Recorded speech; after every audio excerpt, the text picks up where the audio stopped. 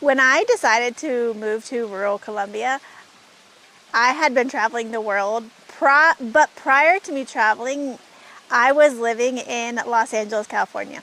So I thought we would do like some 11 cultural differences of living in LA to living in rural Colombia. Va aquí, venga.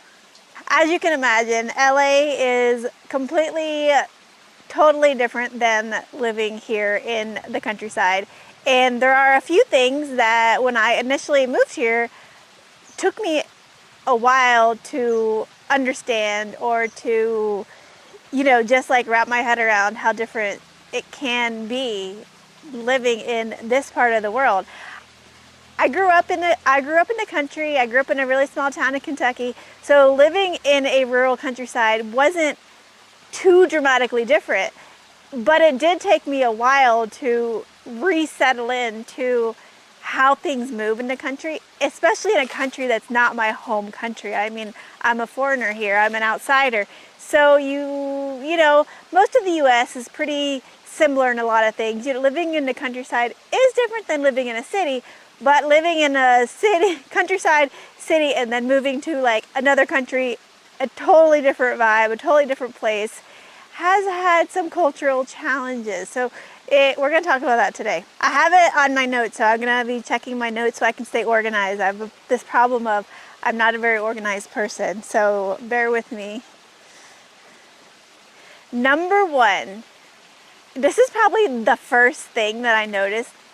Colombia in general, and even more so when you move to the rural countryside areas, is the connection the people have to nature and to their land. Most people here also grow things. They have a backyard garden, they have backyard chickens, and it's not just in the countryside. I have been in Medellin and have heard chickens and seen chickens. So there is this deep connection to, they know how the soil works. They know how, almost everybody knows the plantain tree and how to cut bananas and where yucca comes from, how to grow yucca. And for me, coming from living in the city where we would just go to the store and look for the organic produce, here I don't look for organic produce because I know when I go, I'm either cutting it from my own land, so I have a deeper connection to where my food comes from. Not only my neighbors know, but now I know where my food comes from. And I also hear when you buy food in town, it doesn't come from very far. Most of the food is locally grown and then sold in the town. And if it's not there, then you're buying it in Medellin and it came from somewhere like here, which is only about 2 hours away. So the food is mostly local. Number two, I was recently in the U.S., so this is something that it's just insane how different it is. The lack of convenience here. Here, if you want something, so a lot of people who watch my videos or read my writing might say, just go to the store and buy X, Y, and Z. Well, it's not really that easy here. If I want something and they don't have it in town, I'm going to have to go to Medellin and look for it, or I wait until I go to the U.S. and I order it on Amazon, because in U.S. we have everything is immediately done. I ordered things on Amazon, it's there the same day or the next day. Maybe I have to wait 2 days. Here I have to wait until I go to somewhere that I can find the item that I want. And yes, we have like the Latin version of Amazon called Mercado Libre. If I want to order off of that, I have to have it sent to someone's house I know in Medellin, and then we still have to wait to go pick it up. It takes a couple of weeks to get there. So even ordering online is not an immediate. So this whole lack of, convenience, nothing is open 24/7 here. There's no 24/7 Walmart. There's no 24/7 stores. There's no way I can order everything online and get it immediately. It takes time. You have to wait. And this is also with food. We don't have any fast food restaurants in our town. In the U.S., if you want to eat McDonald's at 2 a.m. or Jack in the Box in LA, you can drive through the Jack in the Box. Here, no, absolutely not. Everything will close down by 10 o'clock. One time, me and Rafa went to Andy's. We had to go get do something for his license, his motor license. And it was 10 o'clock at night. So we were like, oh, let's go get food because we're hungry. And yeah, everything was closed. And this is like a mini, it's like a mini Medellin. It's not very big. It's like, but it's bigger than here. Everything was closed. I was like, oh shoot. Anyway, so, you know, they didn't even have like an empanada stand because everything just shuts down. It's just not, you know, in the US, some small towns, yes, I know are like that. But the majority is you can find somewhere that's going to be open, especially past 10 o'clock. Number 3, technology is not a given. What do I mean by that? Okay, we have Starlink, so we have very good, fast internet. If we did not have Starlink, we would have the town's internet, which is slow. Everything uploads slow, everything works slow. Rafa teaches online, so he needs fast internet. So we have faster internet. That's the only reason we have it, because he needs it for work. I don't need it to do this. These videos uploads have taken me hours at times. Now they take me like very fast because of our internet. But also, just because we have fast internet, if the electricity goes out, we don't have internet because we are dependent. We are not off grid because solar panels here in Colombia are very, very, very expensive. I mean, like, I saw them for between 30 and 50 million Colombian pesos, which is, I'll put it here, a lot. It's a lot of money. It's like 5 to 7 grand. And that's probably how much they cost in the US. So we are not self-sufficient with our electricity. So if the power goes out in town, we have no power also because we are dependent on that.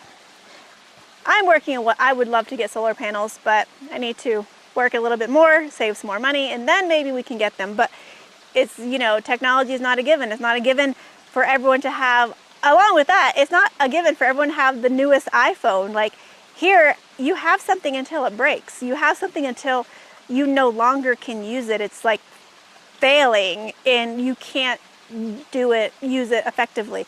Like our computers are, you know, I bought a new camera, but that's because it's for my filming. It's something I need to do my quote unquote job.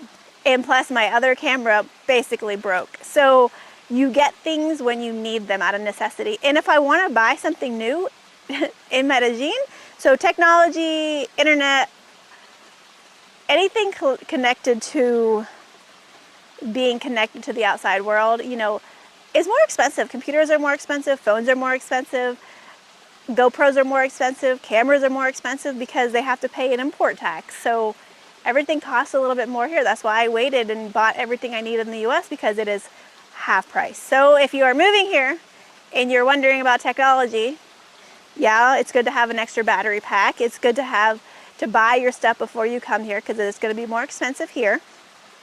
And it is, you know, good to have solar panels if you have a little solar panel, but you know, it's not always possible. You can't always afford it, so you just go without and you learn how to live without things. Number 4, this is probably coming from Los Angeles.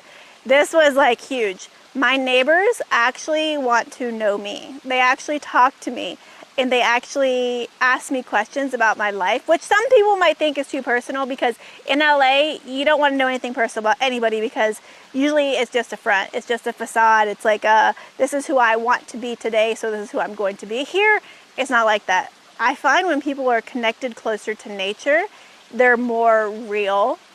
My neighbors, they know my name. They walk by. If they need something, they will yell over the fence. They'll yell Sarah, Rafa. They will just yell our names if they want something, which is very common here. I have had people honking outside the door. And when I lived in another pueblo, they would be honking and want something, but you know what they wanted? One guy used to bring me like fish, bring me plantains, bring me things. So it's not like they want something and need something from you. They are there to talk to you, get to know you, offer you something. Or, you know, for us, we give away plantains. So if someone wants plantains, I tell them to come over. I say, when you need plantains, come to me, because I have so many that I can't really sell them in town. I could, but it's not worth it. I'd rather just give them to the neighbors. But it's a way of integrating into the community is to, you know, when they see you working the land, when they see you offering, doing what the locals do, you're more likely to be accepted. Even though I will always be a foreigner, to them I'm always a foreigner. When they see you doing the same things that they're doing and you're not living any differently, they accept you into their community much easier. Number 5, we are 100% dependent on the weather. How the weather is, depending on whether or not it's too wet, too dry. You know, the crops, most of the crops here need a lot of water. That's why the things grow well. Plantains, bananas need a lot of water to grow. So the weather can be unpredictable and we are dependent on it, as I think most places are, but you just don't think about it when you're not living in a rural area. You don't think about where your water comes from or how the spring is doing, how the well is, how full the well is. Here I'm always thinking about it. You know, if we don't have enough rain, the trees aren't going to grow as well. It's not going to be as green and as lush. And you know, who knows where my spring comes from? It comes somewhere up in the mountain. Do I need dependent on rain for this? Probably, to keep it going. If it's too dry, it can dry out. So yeah, you're always thinking about, you know, the rain, the weather, what it's like, as well as the farmers. Can they work in the rain? Most farmers here do work in the rain because farmers never stop working. And as well as if you're going to a small community like mine, a small village, basically, the rain can cause the roads to be flooded as well as mudslides. So you can't actually get to the place you're wanting to go to if it's raining too much. But this year we are having a very wet summer, or a very wet winter as they would call it. It's been so bad that places have been flooding. Places like Medellin, that is not normally as rainy as it is here. Here it's rainy. We're 6,000 feet elevated. We're used to it. It's normal to be rainy, pretty rainy. But other places aren't as used to it. So the weather does affect a lot, because it's not like we get a small thunderstorm. We get like buckets of rain pouring down. It's crazy how much it rains here. I mean, it is the rainiest country in the world after all, so yeah. Number 6, I don't feel like an outsider by the locals. I will always be a foreigner, but they have gone out of their way to know me, to ask me questions, to see who's living next door to them, that I don't feel like such an outsider. I think especially because I am married to a Colombian, I think that helps a lot also, obviously. And I can communicate effectively. My Spanish is not great and it's still an improvement, but I can communicate what I need. And they see me working the farm, you know, and when I have extra of something, plantains, bananas, I share it with them, as well as I buy from the locals. You know, it's like a little community. You share, you give, you buy. It's all kind of intertwined. Now, if I wasn't doing that and I was here and not working, hiring everyone to do my work, they might see me as an outsider, as someone who comes in and just, you know, takes. But we don't do that. I don't do that. And I think it helps a lot for them to seeing me as someone else just working, because they'll walk by and they'll see me picking coffee. They're like, oh, you're picking your coffee yourself? You're processing it? Like, surprise. I'm like, yeah. Now they're not surprised. It's been like 8 months. So now they're like, oh, okay, yeah, we understand. So yeah, I will always be a foreigner, but I don't feel like an outsider. Number 7, conflict isn't always dealt with directly. They deal with conflict a bit different in the U.S. where I'm from, not in LA, but I thought LA was not direct to deal with things compared to where I used to live in Boston. But here it's even, you know, if you want something done, you don't just come out and ask. You have to kind of warm someone up to something. And if it's a conflict, it's going to be dealt with a little bit slower than it would where we're from. We're like, what's your problem? In very direct, very blunt. Here it's not. Even when you see people, when you go into a grocery store and when you go in anywhere, you say buenos dias, buenas tardes, buenas noches. You say greetings, you ask how they are, and then you ask for what you need. So if you're having a conflict with someone, you still need to do the niceties, and then you have to be like, well, you know, kind of like beat around the bush a little bit to get to your point that you want. It's not like us. I'd be like, what's wrong? I mean, I do that to her often. I don't know. He's not as bad. He's kind of used to me, but, you know. So I'm a bit more direct here. It's a bit more of an indirect dealing with issues and communication style, which is a big cultural difference from coming from the U.S. and being in a culture that's just like, tell me what's wrong immediately. Now, you know, it's not like that. Number 8, the countryside is not as quiet as you might expect. So it's not loud like the US. There's different sounds here. Here I have the sounds of the birds, which is great. But if you live in some places, how you might hear a rooster crowing all night long, dogs barking, because it is common for dogs to run the streets. You know, they're not always tied up, they're not always behind a gate, and they do go into the road. And you know, you hear them barking at all hours of the night. Sometimes we hear them barking in the middle of the night, and you're like, what are they barking at? Who knows? You might hear people playing music. Right now, you might be able to hear someone running a chainsaw. So it's how it is here. Colombia is not the quietest country. And it's funny though, because when I was in the US, I heard a different type of noise, but it was more of a annoying noise. Like the sounds of nature, I love. Like to me, this is very relaxing. The sounds of birds and trees and wind, and even the sound of the chainsaw doesn't bother me. But when I was in the US, I heard the constant sound of the air conditioner running, the heat, something running, the airplanes, cars honking. And this is like not even in the city. In LA, the noise was worse. You always hear sirens and sirens of ambulances and cars and police and the traffic and the horns and the beeping, like people yelling. You don't, it's just a different type of noise. So, you know, it was a shock to think, oh, I live in the rural countryside. It's going to be dead silent. No, but it's a different type of noise, which is much more pleasing to my ears. Number 9, time moves much slower. It's just as like a more relaxing. I had someone make a comment on one of my videos that I'm always busy and doing something. And I am always busy and doing something when I'm filming, but when I'm not filming, I will, you know, I watch Netflix. I mean, I don't feel guilty about not doing something for a day. I don't feel guilty because you need that relaxing, that off time. Even here when people take lunch breaks, when they were working on the road, you would see them laying down on the road. They weren't like, you know, they were relaxing. They were taking their time on their time off. They had take their time to eat. They hang out with their, you know, like their friends. They laugh, they talk. It's not like a hustle culture. I don't feel that. So I think the not being in such a hustle culture, the time just seems to be more relaxing, more enjoyable. People move slower. If you want something done, it's going to take longer. This is like, goes into my next one of number 10. Eating out in the restaurant is more enjoyable. So, along with the time moves slower, when you eat out at a restaurant, oh my goodness, I hate eating out in restaurants in the US. Like, I feel rushed. I feel like I'm not even finished with my meal and my bill is there, and then you have to tip them for like rushing you. Here, no. When you go to a restaurant, you sit down, you have to flag them over to bring you a menu. Not everywhere. They see you, they bring you a menu. You have to flag them though to order. They don't rush you. When you get your food, they don't rush you. They don't bring your check to you ever unless you ask.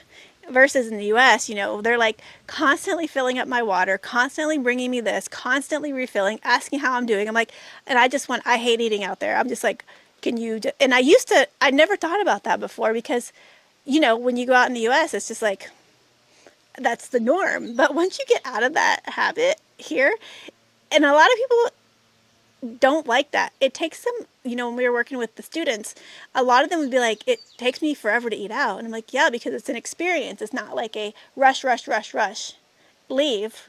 It's you tell me how long you want to stay, you tell me when you want the check, and that's it. And a lot of people don't like it because it might take longer for your food, but I find it goes with the time being slower. Like, you have the time to sit, relax, and enjoy.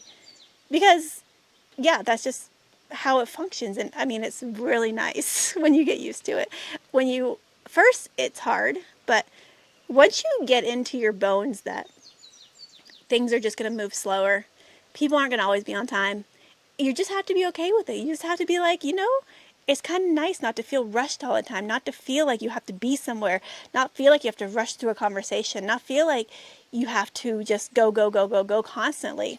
And so even Rafa, we have this thing now, we don't work on Sundays. Not religious related, just that he's off on the weekends because he doesn't have classes. And on Saturday he works around the house and I would work every day. It's still in my mentality to just work. But he's like, on Sundays, let's do nothing. So we like watch a series. I've been cooking, making bread on Sundays. So it's been like, I mean, that's not the most relaxing thing, but I like to cook. So I like to bake. I don't like to cook. But So we have a day off because I'm like, we'll constantly just continue working because it's not like a work. I mean, it's work, but it's not like when I used to go to the hospital and work 7 to 7 and like 800 hours of overtime, and it's a different vibe.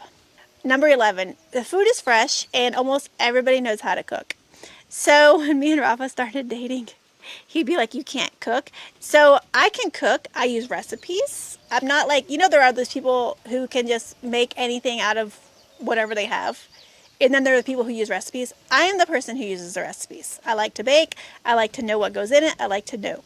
But here, no one uses recipes. They have all these family passed down recipes. They make the same things, but they know how to make it because it's passed down through generation. I feel like that is not how I was raised because, I mean, I know how to cook and I can cook and I like to cook my food. I don't cook Colombian food because I would never do it justice. But it's like just everyone knows how Rafa cooks all the time, actually. But the food is fresh. So usually no matter what I make, it turns out good because the ingredients, I mean, I'm either taking them from my garden, I'm buying them in town where I know where they came from. They came locally. The meat doesn't have a bunch of like stuff shoved into it, like hormones added. When I buy eggs, I buy eggs from the lady next door. We buy chicken from her, so we know it's not pumped full of hormones. It's just different. It's fresh. When I went home to the U.S., oh my God. And there's less sugar in things. It's funny because when I first came here and they would ask me if I wanted sugar in my juice, and I'm like, no, why are you putting sugar in juice? But I realized that's like one of the only things I put sugar in because, and I know, yes, everyone who watches this movie, there's sugar in everything there. Compared to the U.S., there's not. I went home to the U.S. and I think I gained about 5 pounds in 3 weeks because I was just eating the normal foods. Here, I came back here, I lost it instantly. Yes, I'm walking up and down these hills, but I'm eating fresh foods, not pumped full of stuff. Like, what's in your food here. And I know a lot of people don't like Colombian food. I don't know why, because it's just basic, simple food. It's home cooking. Now, if you like food with more spice, you can buy spice to put on it. Or if you like food like, I know Mexican food's much different, and every country in the world has different types of food. So for me, I have to learn how to cook that type. If I want to make a Thai dish, or if I miss food from the U.S., I have to buy the ingredients and make it myself instead of going out and eating it because you're not going to find it. You're not going to find it here. So eating out food is different. Cooking, everyone cooks. So those last three kind of all blended together, I think. Sorry, I told you I kind of ramble. There's also like number 12 I'm adding on. So number 12 would be most people walk, and public transportation is a thing. When I first came here from LA, in LA no one takes public transportation. No one walks. I went home and I was like, oh, I'm going to walk down the hill to the store. And my family's like, you're walking somewhere? Why are you walking? We'll drive. You'll take 5 minutes. It's like a big car culture there. Here, I don't drive. I don't even have a driver's license. And Rafa has a motorcycle we take. But if I want to go to town, I'll stop a Jeep that drives by my house. Or I can walk into town and someone will pick me up along the way. So the culture of walking, public transportation is very big here, and that took a while to get used to. Maybe not in the city. In the city, you have Ubers, everyone drives. But in the countryside, totally different. Biking, motorcycles. A lot of people they can't afford it. So they walk. Public transportation. Super easy. It is so easy to get around here. I go to the U.S., I can't get around because I don't drive. I don't have a car. Here, I'm like, I can get around the entire country of Colombia without driving. It's so nice. Whether or not I have to hitchhike, hop on the back of a truck, walk, I can do it. It's easy. And the last one, number 13, fixing things, using things over and over, and not consuming so much is normal here. So, Rafa's mom, if we have a hole in something, she'll fix it for us. She'll repair it. We don't just throw it out and go buy new. You learn how to work with what you have. I love it because I don't like to throw things away. I don't like to always be buying new things. And I used to in LA, that's the culture, you go out, you go shopping is like an activity. Here, shopping is when you need something, you go shopping. So, I mean, I have so many things that have holes in them and we just fix them. We have so many things that laying around the house that Rafa uses to fix something around the house. So we're always trying to recycle, upcycle, whatever you call it, instead of buying new things. So, you know, we waste less. We don't buy as much, we don't waste as much. So hopefully, you know, we're trying, I'm always trying to not just have something to have it like I used to. I mean, when I sold all my things, I had clothes that had tags on them that I never wore, or I wore once. It was just such a waste of money in, you know, the making of it, and then where does it go? And, you know, it's just like such a wasteful, the US is such a wasteful culture. Here, you don't see that as much. I mean, I get free things. Everyone gives me free things when I go to the US because you know, I'm like, I'm your donation. Give me your things because I will use it, or someone around here can use it, or we can use it for something. So yeah, it's much more of a conscientious culture toward things. Now, you know, not everyone has the money to buy everything new, but so when you live like that, you learn how to make do with what you have and how to make something that you want with something old. So yeah, did I ever think that I would be okay living in this environment? Absolutely not. I kind of always thought that I would end up settling down in the US. It was never a plan to settle down abroad. I thought I would be nomadic for the rest of my life. But anyways, that didn't happen, and now the things that were once a culture shock to me are normal, and I feel like my stress is way lower. My stress is lower, I feel healthier, I feel happier, especially because I'm constantly outside in nature. I think nature is really healing. And, you know, just slowing down everything in your life really helps, or it helps me, I think. So those are just some cultural differences that I have noticed from living in LA to moving here, and some kind of generalized US things as well. But let me know if you live in another country. Have you experienced this, or have you not experienced any of this, what I'm saying about Colombia? Does it bother you? Does it annoy you? How do you deal with your cultural, you know, differences in other countries? So thank you so much for watching. Don't forget to subscribe, drop me a comment, and like this video. See you in the next video. Bye.